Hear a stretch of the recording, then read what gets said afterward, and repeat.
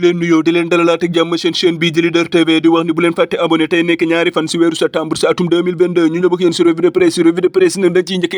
stade moom mu nga fësal sa xatu njëkk éliminatoire CHAN 2023 bii nga xam ne équipe bu Sénégal bi da si doon jàkkaarloo équipe bu Guinée boobee sa match retour bi gannaaw bi nga xamee ni match aller bi équipe bu Sénégal bi moo daanoon benn bii si dara match retour ba nag équipe bu Guinée boobee moo daan benn bii si dara moo tax tiro bi nañu mujj pour partager ñaari équipe yi équipe bu Sénégal bi nag dugal juróomi tir équipe bu Guinée boobee dugal ñetti tir moo tax équipe bu Sénégal moo gujj qualifié si boobule compétition gannaaw bi nga xamee ne équipe bu Sénégal bii gëj na si boobule compétition lu toll si fukki at ak benn équipe bu Sénégal bii nag qualifié na si CHAN 2023 boobee nga xam ne Algérie lay amee ba tey journal bi ñoo ngi fay fekk match boobee nga xam ne ñëpp ñoo ngi koy xaar sa Premier League bi nekk foofee sa Angleterre équipe bu ci mel ne Arsenal ànd ak staram boobee di Gabriel Jesus nga xam ne ma ngay wane boppam sa Premier League bi war a jàkkaarloo équipe boobee di Manchester United ba tey journal bi ñoo ngi fay fekk gannaaw bi nga xamee ni mercato bi jeex na sunu gaynde yi nag ñoom seen mercato baax na ku si mel ne Idrissa Gana Gueye ak kookee di Sadio Mané mais sunu gaynde yeneen nag ñoom seen mercato baaxul ku si mel ne Bamba Dieng ak kookee di Ismaïla Sarr ba tey journal bi ñoo ngi fay fekk match yooyee nga xam ne ñoo ngi koy xaar sa Premier League ba nekk foofee sa Angleterre tey ji équipe bu si mel ne Everton war a jàkkaarloo équipe boobee di Liverpool ak équipe bu si mel ne Chelsea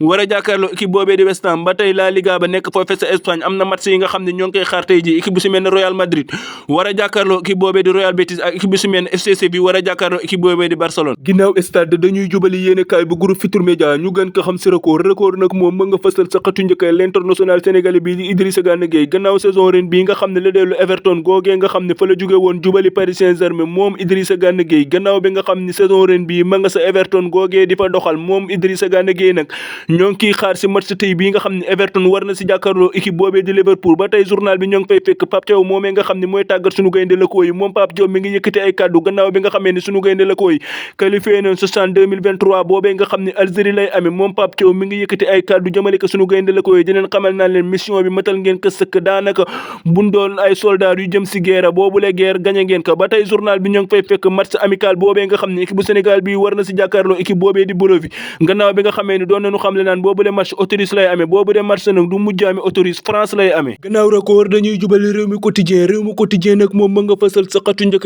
l'international sénégalais bii di Bamba Dieng nga xam ne ma nga Olympique de Marseille googee di doxal gannaaw bi nga xamee ni avant mercato bi doon jeex moom l'international sénégalais bii di Bamba Dieng nag club boobee di Nice nekk sa Ligue 1 ba nekk foofee sa France dafa bëggoon l'international sénégalais bii di Bamba